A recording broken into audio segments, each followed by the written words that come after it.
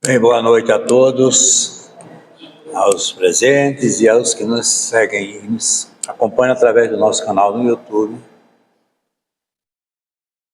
O tema que nós escolhemos para esta noite é a fé que eu sinto. Vamos falar um pouco dessa palavra tão pequena, mas de um grande simbolismo, de um grande significado na vida de todos nós, que é a fé.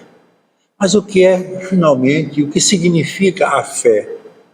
O que é que ela representa para nós? O que é que ela nos traz de segurança? Porque fé sem confiança, ela não tem nenhum sentido. A gente tem essa falsa ideia de que todos nós temos uma proteção e que essa proteção, ela nos blinda de determinadas coisas que a gente muitas vezes sente a necessidade de se beneficiar. Mas eu sempre tenho repetido que dentre todas as coisas que Deus nos deu, depois da vida, aquilo que foi e é de mais importante é a nossa liberdade. Nós somos livres. E como somos livres, temos o direito de fazer as nossas escolhas. Escolhas essas que vão ser toda a nossa trajetória de vida. Escolhi errado, eu vou ter que assumir o erro que cometi pela escolha que fiz. Se escolhi certo, me beneficio e fico feliz por ter escolhido certo.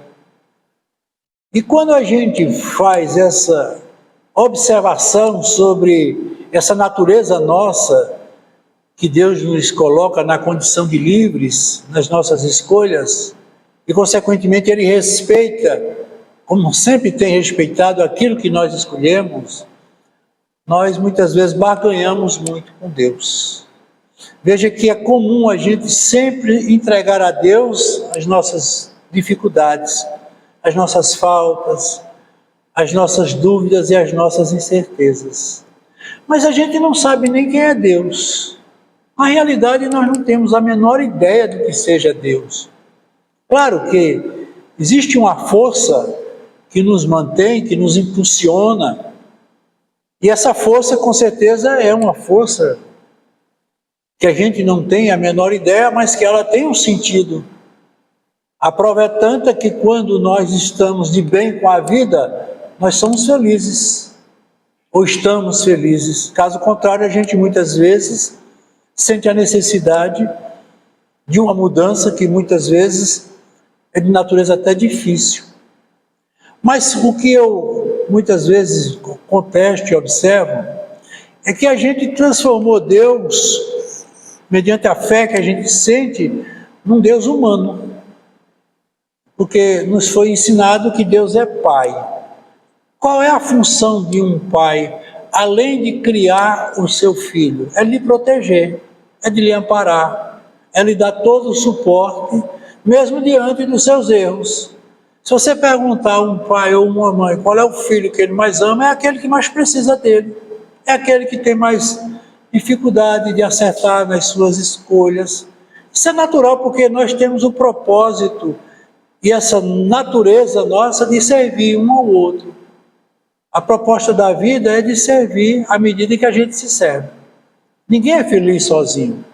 Veja que todas as vezes que você se defronta com um quadro de uma felicidade ou de um fato que lhe faça feliz, você quer sempre logo e rapidamente compartilhar com alguém. Eu preciso encontrar alguém para falar da minha alegria, da minha felicidade.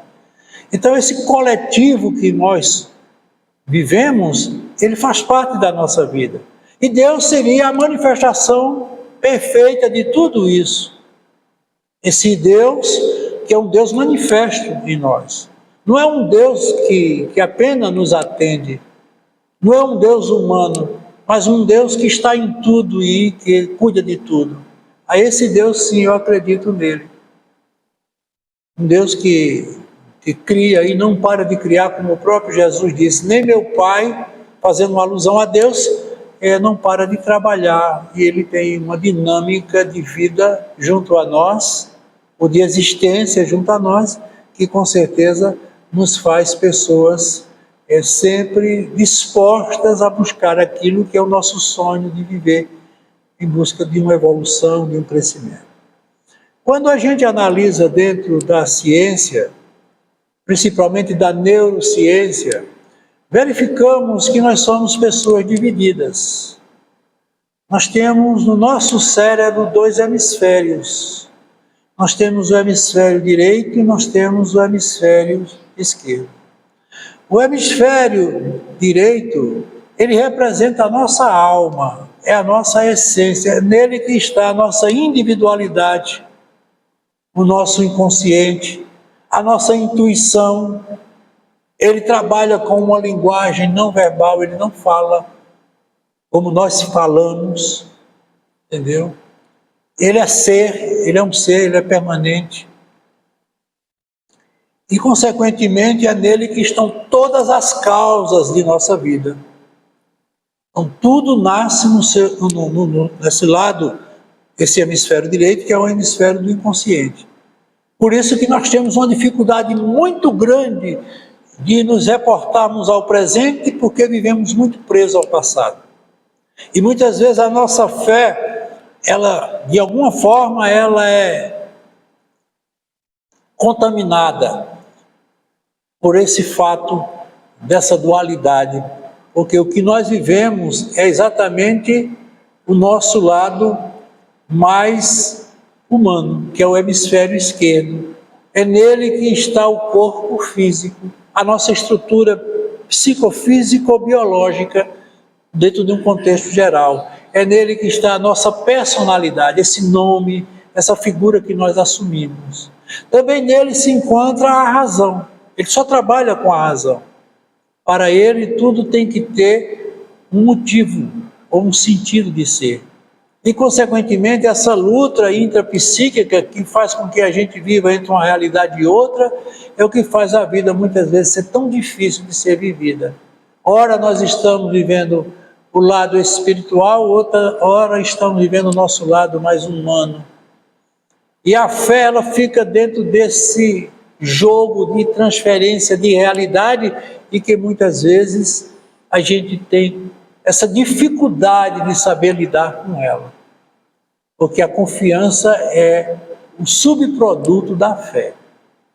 Então, acreditar por acreditar, ela não traz para a gente nenhuma certeza. Consequentemente, nós vamos para a igreja, nós vamos para o centro espírita, nós vamos para a casa evangélica, seja lá onde for, seja qual for a religião, e lá nós muitas vezes nos entregamos aos nossos pensamentos, buscamos as nossas soluções para os problemas eventuais que nós carregamos, que é natural na nossa vida, mas a gente tem que entender que a vida não se resume a isto, que nós temos um conteúdo de vida muito mais abrangente. Nós lidamos com pessoas, nós temos família, nós temos trabalhos, nós temos sonhos, e dentro de tudo isso surge uma série de fatores que são muito naturais. São os nossos erros, como eu disse, as nossas faltas, o sucesso, a alegria, a certeza, os acertos, tudo isso também faz parte desse universo que somos nós. E é importante a gente entender que é o comportamento inadequado diante das leis cósmicas que cria as matrizes de um sofrimento retificador.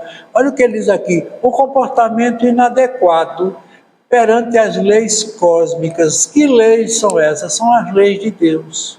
Esse Deus que nós aqui comentamos, ele se manifesta em nossa vida pelas suas leis. Então nós temos as leis morais, que define a nossa conduta pessoal, e nós temos as leis naturais, que está ligada a tudo que nós temos como convivência nesse mundo em que nós vivemos. Vejam que ultimamente nós estamos pagando um preço muito alto pela falta de respeito que não estamos tendo com as leis naturais. Veja que o clima do planeta sofreu uma mudança radical pela agressão que ele está sentindo e sofrendo pelas nossas faltas.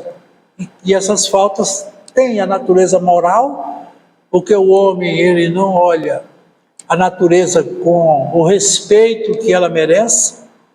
A natureza para a gente é uma coisa qualquer, e não percebe que esse mundo ele foi criado e existe para servir a nós, mas ele precisa ter uma contrapartida, para que ele não seja amanhã um inimigo nosso, como está sendo. Recentes pesquisas assinalam que por dia o mar avança 1 metro sobre as praias, sobre o continente. Quer dizer, isso é uma conta que a gente não sabe aonde ela vai terminar, por conta da mudança climática, que é provocada por quê? Pela poluição. O que é a poluição? É o uso exagerado de uma energia não renovável, que com certeza está agredindo a atmosfera e o planeta. Aí você diz, eu tenho fé na natureza, eu tenho fé em Deus? Sim, tenho fé. Mas a fé tem que estar aliada a outras coisas que são fundamentais, dentre elas o respeito. Então, a lei natural, ela tem uma função enorme na vida de cada um de nós. Outra coisa que tem sido observado é que por dia quase que 1 hectare de terra se transforma em deserto, ou seja, terra improdutiva. E, consequentemente, o que é que vai acontecer? Para nós, talvez a resposta não venha, mas e as futuras gerações? E aqueles que vão reencarnar? E quem sabe entre esses estamos nós reencarnando? Que planeta nós vamos encontrar mediante o que nós deixamos? Porque tudo gera uma consequência. E aí você vê o quanto é importante a gente ver Deus dentro desse contexto, de uma lei, ou das leis. Dentre as leis, como nós dissemos, a lei da vida, porque tudo que vive precisa viver, luta por viver. Veja que até uma bactéria, ela luta para viver. Ela tem sua defesa, como tudo da natureza precisa de defesa. E o homem está agredindo de forma desumana, irracional, e aí, consequentemente, isso vem como resposta e está vindo para todos nós. Então, essas leis, quando elas são agredidas, elas criam, como ele diz aqui, matrizes de sofrimento retificador. Olha que coisa interessante. Não é um sofrimento punitivo, como muitos pensam. Ah, Deus vai castigar, Deus mandou um raio, Deus mandou chuva. Deus não manda nada disso, Deus não está nem aí, porque a natureza sabe trabalhar por si. Como eu sempre tenho dito, Deus não trabalha no varejo, Deus trabalha no atacado. E, consequentemente, o sofrimento é retificador, por quê? Porque cobra de nós uma mudança, uma retificação de pensamento, uma mudança de atitude. Porque a obra, ela não é punitiva. Esqueça esse Deus que pune seus filhos, porque pai não pune filho, porque pai, Deus é amor. E o amor não pune, o amor retifica, corrige, ampara e protege. É isso que a gente precisa ver. E ele diz ainda, existem leis inescritas que são muito mais eficazes e mais severas do que as que temos no mundo. Como eu disse, leis que não estão em nenhum código divino, senão aquele que, como eu disse, está ligado às leis cósmicas. Se você fizer qualquer coisa aqui, isso vai repercutir no universo inteiro. Veja que quando nós estamos pensando, nós não estamos sozinhos, apenas mergulhados em nosso pensamento. Todo o universo pensa conosco. Veja, quando a gente observa os casos de assédio, obsessão, eles são consequência dos deslizes que praticamos pelo pensamento que temos. Por isso que o Jesus falava em vigiar e orar para que o mal não te aconteça, é porque você é quem atrai o mal que lhe atinge. Ninguém é vítima do acaso. Ninguém vive aqui ao acaso. Tudo no universo, tudo na obra de Deus é causa e efeito. Só que a causa nem sempre provoca o efeito desejado. Por quê? Porque muitas vezes nós não sabemos usar o atributo da causa. Se eu cometi um erro, não significa que eu deva ser castigado e punido pelo erro que eu cometi. Assim estaríamos vivendo a lei de Hammurabi, dente por dente, olho por olho, como era antigamente. Mas não é assim que a lei funciona. Como ele falou, em retificar é dar a você a oportunidade de você rever o ato que cometeu, mesmo mediante a fé que você possui, mas você vai ter que consertar aquilo que um dia você desarranjou. Então a lei, ela obriga você a se encontrar com você mesmo mediante aquilo que você é e aquilo que você fez. Não adianta você apontar o dedo para mim, porque você pode ser tão condenado tanto quanto você me condena. Por isso que ele pediu que não julgássemos uns aos outros. Não julgar é não colocar no outro, muitas vezes, o erro que você carrega. Porque quem fala do mal é porque carrega consigo o mal. A gente é produto de um meio criado por nós. Então, existem leis inescritas que são muito mais eficazes, como ele diz, e mais severas do que as leis que nós temos no mundo. Aquele que erra, nos ensinou Jesus, torna-se escravo do erro. Olha que coisa importante aqui a ser mostrada. Escravo do erro. Você já percebeu que quando você pratica uma coisa que você não deveria ter praticado, antes que alguém lhe corrija, lhe puna ou lhe acuse, você já está vivendo isso com você mesmo. É muito difícil lidarmos com as nossas diferenças. E as diferenças nos acusam muitas vezes de coisas que fizemos e não deveríamos ter feito. O mal que eu faço repercute nos outros ou fora de mim, mas repercute muito mais dentro de mim. Por isso que Jesus falava naquele que era escravo do erro. E que cada um, segundo ele, carregasse a sua própria cruz, como ele carregou a dele. Isso é muito elucidativo e muito lógico. Porque muitas vezes a gente quer assumir o lugar do outro, isso não pode, não existe como verdade.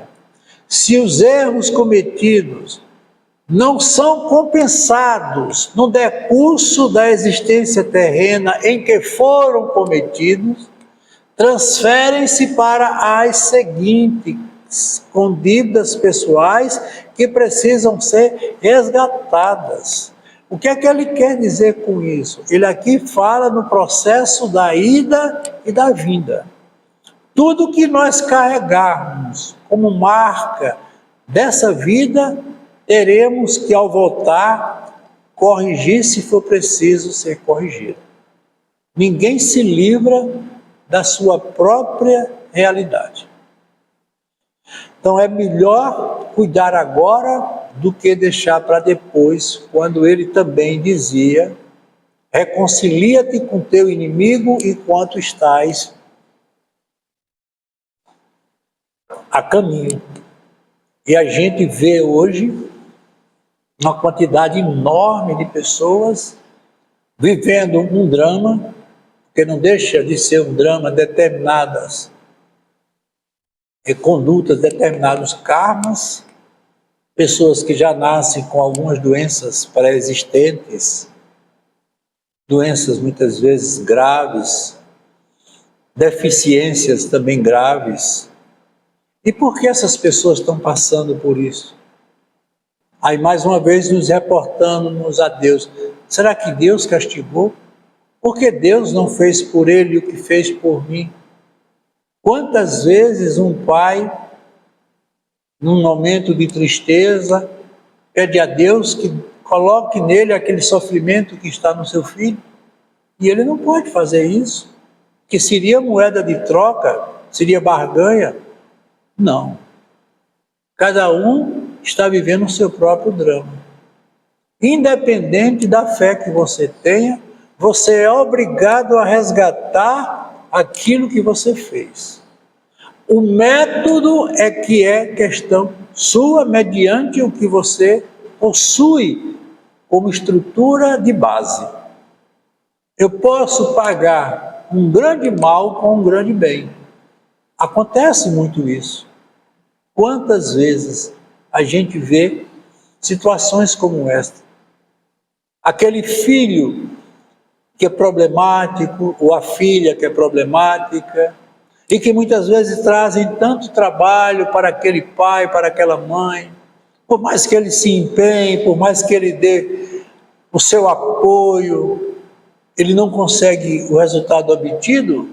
Talvez seja um encontro de almas que tiveram alguma coisa no passado e que agora estão precisando resgatar. E, consequentemente, isso é uma prova evidente do quanto nós somos diferentes. Recentemente, nós verificamos que em cada 30 crianças que nascem nesses últimos tempos, 1 ou 2 são autistas. É um índice muito alto. E as crianças autistas são crianças que trazem uma história de vida bem pessoal, mas diferente. E o que significa autismo? Autismo significa eu mesmo. São pessoas, são crianças que nascem desreguladas. O que significa isso? Elas não atendem às regras da sociedade em que ela vive. Elas se rebelam, elas muitas vezes se enclausuram, são crianças extremamente introvertidas, mas muitas dessas crianças, eles chamam de idiot rebord, em francês significa crianças idiotas e crianças de uma grande inteligência, e consequentemente essas crianças, elas trazem na sua história reencarnatória um projeto totalmente diferente daquilo que nós conhecemos. São mentes brilhantes, uma capacidade de inteligência tamanha. E o que é que acontece? Elas vêm com tudo isso, mas elas não querem ter uma convivência como nós devemos e temos aqui. E isso é um processo de uma reencarnação, com certeza por um karma. E aí não é castigo. Então, consequências vão surgir, fatos vão surgir, mas tudo tem um fator ou tem um motivo para se corrigir erros que foram cometidos. A reencarnação, além de ser um projeto de crescimento, também é um projeto de reparação. E isso é muito importante a gente aqui colocar. Por isso devemos entender que não é preciso apenas ter fé, e que mera pregação religiosa não irá resolver questões existenciais. Olha o que nós dissemos, questões existenciais de uma vida toda, ou de vidas outras. Será que numa só reencarnação, ou numa só representação temporária aqui, nós vamos conseguir corrigir erros que cometemos e não sabemos o tamanho desses erros e que as consequências com certeza advirão, mas nada disso nos faz perder a fé, porque fé não é só acreditar e sim ter confiança. Então esses espíritos, eles trazem consigo o sentido de uma confiança que com certeza eles precisam ter. E quando falamos em termos de fé, não podemos esquecer o que a doutrina espírita nos traz. quando ele diz: o objetivo do Espiritismo não é apenas nos mostrar, como muitos pensam, o mundo espiritual. Não, mas nos preparar para uma vida que continua, como eu disse, aonde nós estivermos. Tudo continua, nada vai parar. A obra de Deus, ela não tem esse propósito de parar. A vida não é uma coxa de retalhos, ela é formada por um tecido cujos fios estão todos entrelaçados. E ele finaliza dizendo: não existe nem céu, nem inferno. Isso tudo é uma criação nossa, e com certeza nós nascemos, vivemos e estamos até hoje sendo, de alguma forma, induzidos a pensar nisso, quando isso não existe. O que é céu? Céu é a plenitude. Então, temos a ideia do céu voltado para um paraíso onde tudo é perfeito. Aquele estado absoluto quando nada pode ser modificado. Isso é o céu. Então, todas as vezes que eu estou em sintonia com o Criador, como dissemos, esse Deus que se manifesta em nós, nós estamos nos sentindo no céu. Um céu de contemplação, de realização. Mas todas as vezes que ficamos do lado oposto, ou seja, quando nos colocamos no lado sombrio da vida, nos sentimos no inferno. E tem uma conotação bem difícil de ser entendida, porque ele tem uma representação básica de sofrimento, de dor, de perda, de angústia, e, consequentemente, isso é um estado de espírito, é um estado da alma. Estou bem com a vida, eu estou no céu. Eu estou mal com a vida, eu estou no inferno. Mas veja que isso ainda faz parte da nossa cultura religiosa. Muitas ou quase todas as religiões ainda trabalham com essa hipótese de céu e de inferno. E aí eles colocam tudo no sentido da fé. Você tem fé em Deus, você está no céu. Se você não tem fé em Deus, você está no inferno. Será que essa fé é o suficiente para me credenciar a estar tão pleno? Quando tudo depende de mim, a construção da minha vida, ela é feita pelo esforço que eu tenho dentro de mim. Quando eu vou construindo todas as minhas realidades, todos os meus objetivos vão sendo alcançados. Se eu tenho uma vida plena de realizações, é claro que eu devo desfrutar e vou desfrutar dessas realizações. Mas muitas vezes a gente encontra o fracasso, as quedas, que são inevitáveis. Mas elas têm o propósito de quê? De nos fazer sofrer ou nos manter em queda? Jamais. Elas têm essa função de despertar em nós um processo de mudança, de um novo pensamento. Ora, eu não estou conseguindo de um jeito, eu tento de outro. Isso acontece muito nas relações, nos trabalhos. E a gente tem que entender que a vida nos promete que a mudança pode existir a todo instante. Não é ficar, não, eu vou ter fé que vai acontecer, sim. Mas a fé que move a montanha, ela tem que estar atrelada a uma vontade, a uma iniciativa. Então, com certeza, isso tem o propósito. E quando a gente fala, como nós estamos falando em fé, não podemos esquecer de um grande espírito que esteve conosco, que foi Francisco de Assis, que saiu de uma condição totalmente diferente da que ele passou a ser, e construiu uma vida que todos nós temos um pouco do conhecimento que tenha sido sua vida. Mas ele passou por muitas provas, e nessas provas, sim, havia a necessidade da fé. E veja que ele, num dos momentos de maior dificuldade na comunidade que ele criou, voltada para ajudar aqueles que mais precisavam, e os frades que ali estavam, que ali se encontravam, não estavam cumprindo com aquilo que se definia ou como se devia cumprir, ele procura sua ex-noiva e amada Clara de Assis e vai contar a ela da sua tristeza. Ele estava realmente perdendo a fé daquilo que ele tinha criado com tanto amor, com tanto desvelo. E ela diz: mas Francisco, como você está sendo injusto? Ora, chamar Francisco de Assis de injusto mediante toda a obra. Mas ela complementa dizendo: quem tem que fazer é você. Se você diz que essa obra Deus lhe entregou, é você que tem que entregar a ele de volta. Ou a Jesus, como você também tem dito. Então você tem que fazer a sua parte. E é quando ele, no momento de reflexão, ele faz aquela oração que todos nós conhecemos, quando ele diz: Senhor, fazei de mim um instrumento de vossa paz, porque ele estava em guerra com ele mesmo. Ele estava à mercê de desistir da missão. Onde houver ódio, que eu leve o amor. Onde houver ofensa, que eu leve o perdão. Onde houver discórdia, que era o que estava acontecendo, que eu leve a união.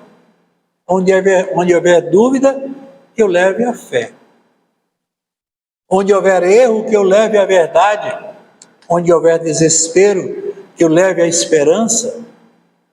Onde houver tristeza, que eu leve a alegria. E onde houver treva, que eu leve a luz. Um tratado que ele fazia com ele mesmo. E essa prece, a gente não tem que dirigi-la a ninguém. Essa prece a gente tem que fazer para dentro da gente. Veja que o pronome está no eu. Eu. Mas ele finaliza dizendo: ó mestre, fazei com que eu procure mais consolar que ser consolado. Que eu procure ser mais eu. Que eu procure cuidar mais de mim para poder cuidar dos outros. É isso que é importante. E tem outra passagem muito interessante com ele, é que ele, num dos momentos em que ele trabalhava, num dos conventos, uma das missões, era ele mais 2 companheiros frades que todos os dias abriam o portão para atender aqueles pobres que vinham ali pedir comida, fazer curativo, porque estavam muito machucados. E eles abriam de manhã cedo o portão, davam de comer a ele, cuidavam deles, no final da tarde eles iam embora. E ele, todas as manhãs, ele pedia ao acordar que Jesus viesse estar mais uma vez com ele. Ele queria, antes de partir, ter um encontro com Jesus. E conta-nos que numa dessas manhãs ele acorda e encontra Jesus ao seu lado, na sua cama. E ele fica deslumbrado com aquele encontro, fica emocionado, mas de repente o sino toca, era exatamente o dia que ele teria que descer para abrir o portão. E ele entra num conflito enorme. Meu Deus, a única oportunidade que eu tenho de estar com Jesus acontece de eu ter que sair, mas ele, naquela relutância, ele toma a decisão, vai abrir o portão e cuida de todos que ali precisam. E passa o dia remoendo aquilo, triste, melancólico, por ter tido que se ausentar da presença de Jesus. E no final do dia, quando ele se recolhe, encontra Jesus no mesmo lugar. Ele olha para Jesus e diz: mas mestre, você ficou. Jesus disse: porque você foi. Porque se você não tivesse ido, eu era que teria ido. É isso que a gente tem que entender. É essa fé que é preciso que a gente entenda. E ele tem uma coisa muito bonita quando ele diz: me perdoa, espinho, só me furaste porque eu pisei em ti. Isso é fantástico. Isso, consequentemente, a gente precisa aprender. Precisa aprender. E essa missão, que é exatamente a dele. Tem outro momento muito interessante, que ele saiu num dia muito frio, temperatura muito baixa. Ele foi visitar um amigo numa outra missão e ele levava um companheiro ao lado. E caminharam o dia todo com aquela neve, aquele frio intenso, como eu disse. E no momento em que eles chegaram, já no final da tarde, naquela missão que ele bate no portão, ninguém abre o portão. E ele começa a pular de alegria. E seu companheiro diz: mas mestre, o senhor está aqui pulando de alegria, o portão não abriu, significa que aqui fora nós vamos morrer, porque não temos como suportar a noite. E ele olha para ele e diz: eu passei a vida toda esperando por esse momento. Mas que momento? De não contar com os homens e contar com Deus. E aí o portão abre e ele entra na missão.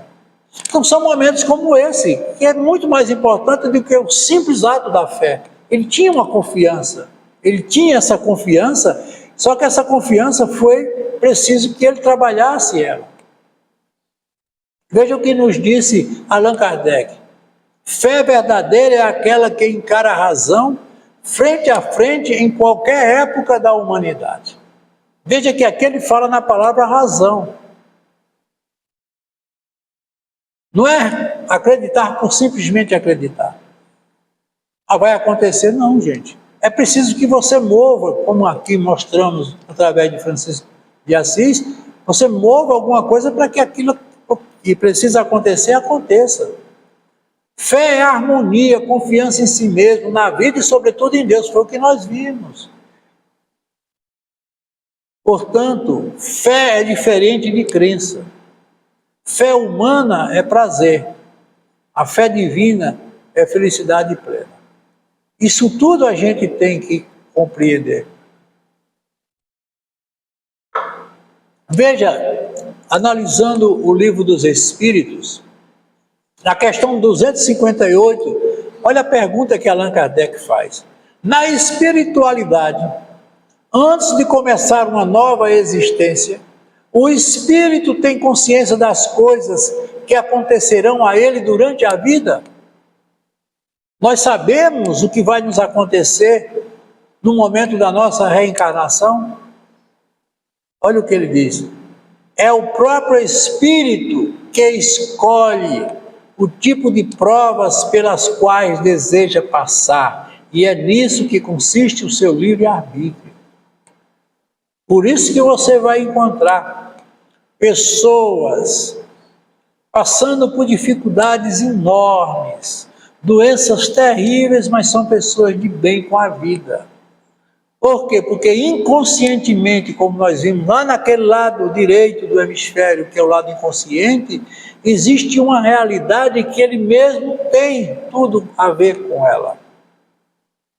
Então, não, muitas vezes a gente se penaliza, tem pena de uma pessoa, chora pela saúde, muitas vezes pelo fracasso daquela pessoa, mas ela está vivendo o seu drama, consciente ou inconscientemente. Se o espírito ele tem um certo nível de evolução, ele escolhe o que é que ele quer para resolver os problemas que ele até então não resolveu.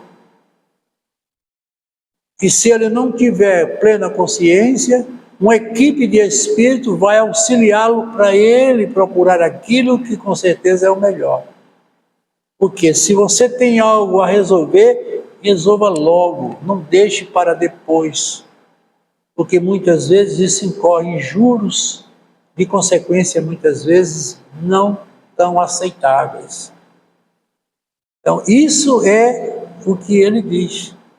E outra pergunta, a 258, continuando, ele diz: então não é Deus que impõe ao espírito como castigo os sofrimentos que terá que passar na terra? Olha que coisa interessante, Deus impõe ao espírito ou a nós como castigo o sofrimento. Que Deus é esse? Se Deus é amor, por que ele se colocaria nessa condição de nos impor um castigo? Castigo é punição. A punição é própria das leis humanas, mas nas leis divinas não. A lei divina é uma lei de amor. Veja que toda a obra divina ela é erguida e mantida sobre a égide do amor. Olha a natureza como ela é. Quanto amor existe na natureza? Quanta comunhão quanta interação. Tudo isso é próprio da criação. Então ele aqui está fazendo exatamente uma pergunta que com certeza vai ter a resposta quando ele diz: nada acontece sem a permissão de Deus, porque foi ele que estabeleceu todas as leis que regem o universo. Tudo está dentro do contexto de Deus. Mas não é ele que assume nada em nossa vida em particular. Ele sabe de tudo, ele pode tudo, claro. O Criador sabe tudo da criatura e ele pode tudo com relação à criatura. Mas vocês imaginem se Deus, esse Deus que a gente comentou aqui, tivesse a cada instante na vida desse ou daquele fazendo coisas que é próprio de cada um fazer. Eu acho interessante quando eu vejo em jogo de futebol, quando aquele jogador de futebol faz aquele gol, aí ele se ajoelha para Deus, olha para o céu e agradece a Deus por ter feito aquele gol, ter alcançado a vitória. Eu pergunto o que foi que Deus fez com o pobre do goleiro. Porque enquanto ele está ali vibrando pelo sucesso, o outro está chorando pela falta que lhe foi imposta. Então Deus que fica trocando, né? Eles rezam para o time deles ganhar. Certa vez eu estava passando de frente em uma instituição de ensino, era prova do vestibular, e um grupo de mães rezando um texto para que as filhas passassem. Aquilo é um processo seletivo. Se a filha de uma passa, a da outra não conseguiu passar, a vaga ficou para ela. Se você tem que pedir, peça para todos. Deus é o Deus de todos. Ele não tem filhos prediletos. Então, quando ele dá ao Espírito, como disse, a liberdade de escolha, deixa-lhe toda a responsabilidade pelos atos e pelas consequências. Olha o que ele aqui conclui. Deixa para cada um de nós a responsabilidade pelos atos e pelas consequências. Por isso que eu sempre tenho dito, quando alguma coisa não estiver dando certo em sua vida, não procure só a fé. Procure perguntar a essa coisa o que é que você está precisando aprender com ela. O que é que eu estou precisando aprender com esse problema? Tudo na obra de Deus é ensino e aprendizagem. Deus trabalha dentro de um contexto pedagógico. Veja que Jesus se coloca na condição de um mestre. E o que é que um mestre faz? Ensina. Ensina o quê? O que um dia ele aprendeu. Deus não criou ninguém pronto. O espírito é criado simples e ignorante. E a ele é dado a possibilidade dele evoluir, crescer, através de quê? Do aprendizado. Nenhum aluno consegue fazer uma prova apenas com a fé. Eu vou ter fé e tenho fé em passar na prova. Sim, e você estudou, você tem todo o conteúdo da matéria em dia, aí sim. Se você não fizer isso, você não vai alcançar o resultado desejado. Deus não duvida de nenhum de nós. Apesar das nossas imperfeições, Ele nos criou perfeito como Ele. Com certeza. Todo Criador vê na criatura a sua semelhança, isso é natural. Veja, na própria estrutura humana, muitas vezes se conhece os pais pelos filhos e vice-versa, pela aparência, pelos modos, pelo comportamento. A gente muitas vezes faz essa comparação. E de uma maneira mais profunda, nós sabemos que nós temos essa essência. Quando ele diz Deus age através de nós e não por nós. E Emmanuel diz assim: no mundo espiritual, as decepções para quem vive adiando decisões de imprimir um novo curso, por falta de fé na própria existência, costumam ser muito duras. Não quer resolver. Ele está lá no plano espiritual, lá no outro mundo, numa boa, tudo bem, mesmo tendo sua fé, Mas alguém vai dizer a ele, olha, está na hora de voltar. Mas voltar para quê? Para continuar a tua história.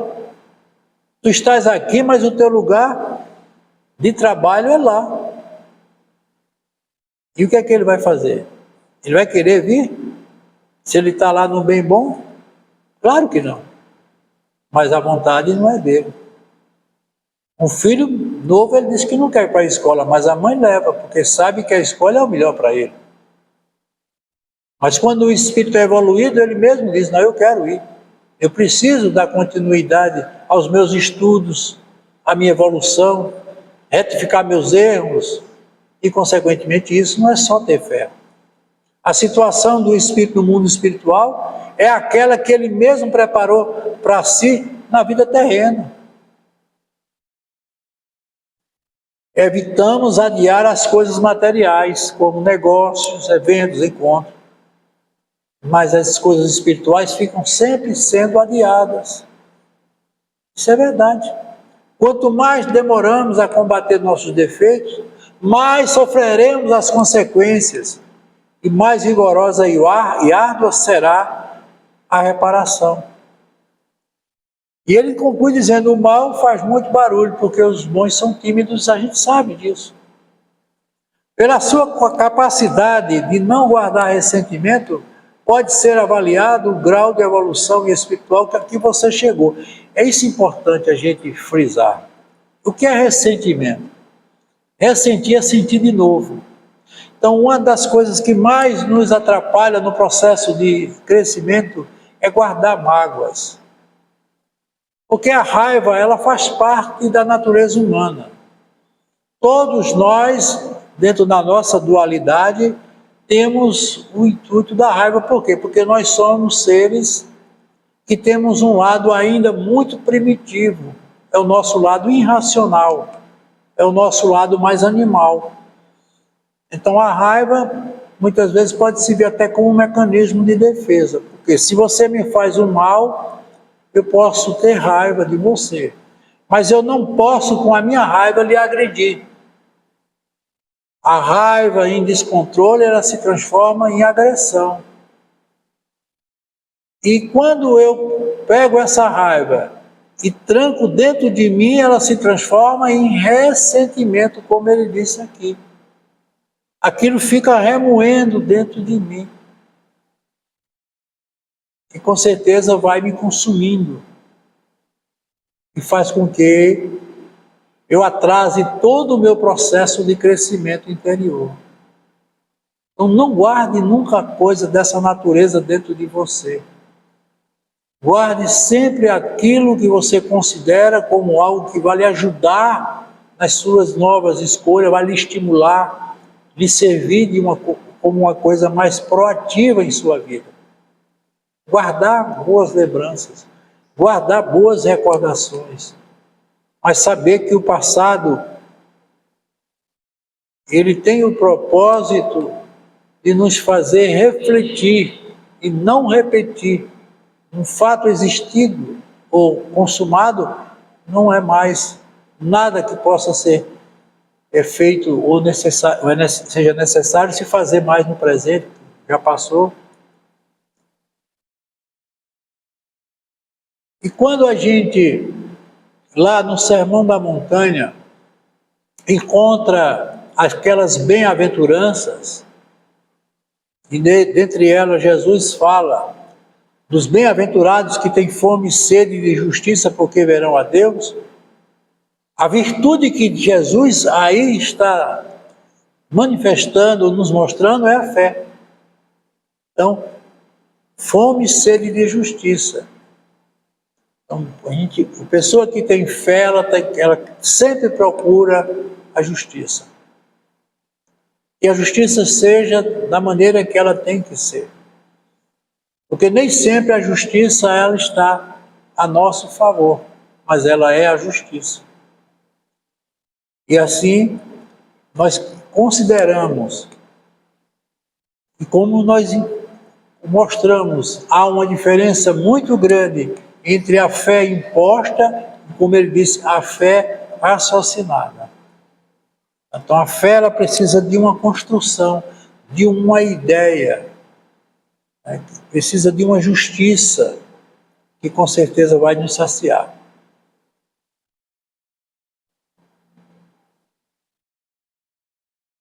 E a gente conclui trazendo uma mensagem que tem tudo a ver com tudo que nós comentamos, quando ela diz: a vida algumas vezes nos coloca diante de grandes desafios. Por isso precisamos de muita disciplina e de muito equilíbrio. Mas nesta vida terrena nem sempre nós encontramos, como mostramos aqui, regras justas. Perdemos os nossos mais preciosos bens, como também perdemos as pessoas amadas. Na vida, os conflitos tomam conta de nós, as diferenças nos dividem e muitas vezes nos separam. Nossa motivação se escoa e a vontade se vai. E com certeza, muitas vezes nos sentimos desanimados, um pouco para trás. As dúvidas invadem nossas mentes. E em meio à tristeza e o silêncio interior, nos permitimos ou nos perguntamos como encontrar motivação, como conquistar nossos objetivos, como trocar as lágrimas pelo sorriso, enfim, como encontrar a verdadeira fé. Quando tudo se vai, Deus e a vida que Ele nos deu ainda estão vivas dentro de nós. Desistir ou continuar é uma escolha que devemos fazer. Por uma vontade interior, eu sei que posso recomeçar, posso reconstruir, posso fazer tudo de novo. Minha maior motivação não irá morrer e nem irá se apagar dentro de mim. Minha maior motivação está na vontade daquele que me colocou nessa existência, porque Ele espera que eu lhe devolva com sabedoria tudo aquilo que Ele um dia me entregou. E confiando nele, eu encontrarei a minha fé. Muita paz para todos e que Deus nos abençoe.